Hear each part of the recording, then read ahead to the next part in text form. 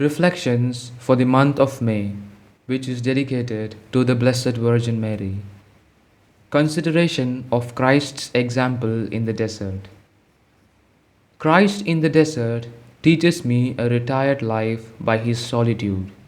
He has no fear of objects to deceive him, of companions to seduce, of discourses to pervert, of creatures to overthrow him, and yet, notwithstanding this, he flies from the town into the desert. Why then am I, who am so weak in every little conflict with things and creatures, forever seeking conversation? Christ in the desert teaches me the mortification of the flesh with his fast. To what purpose 40 whole days without taking a mouthful of food or a cup of water, and living meanwhile with beasts, and sleeping upon the bare ground? Yet his flesh was perfectly subject to the Spirit, and he unable to sin by nature. What a difference there is between the guiltless Christ and a man such as I am, conceived in sin, inclined to sin, and perhaps actually a sinner.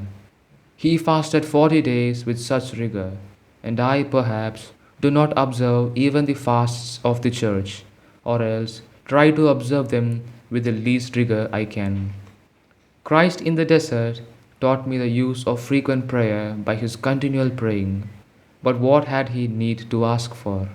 Not grace, since he could not lose it; not virtue, for he had all the fullness of it; not learning, since he is the very wisdom of the Father.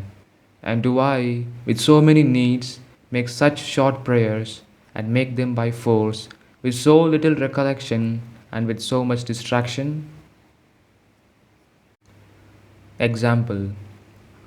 Prayer made in honor of her pleases Mary, but mortification of the flesh pleases her much more.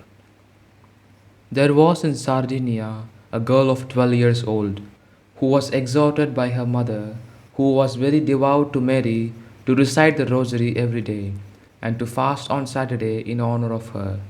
As for the rosary, in that the child obeyed, but not so in the fast, excusing herself as unable to observe it.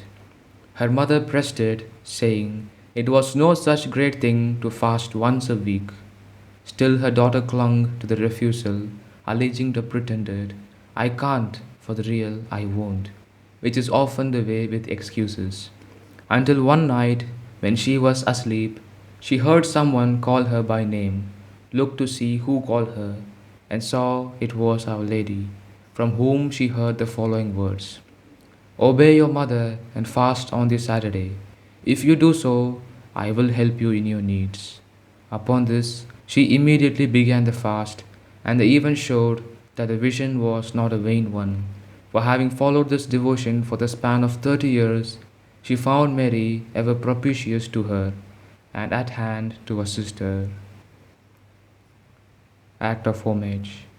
Be as much retired as you can and observe silence, particularly in school and at your work.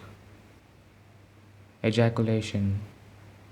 Be love of thee my whole life long, a seal upon my wayward tongue. Amen.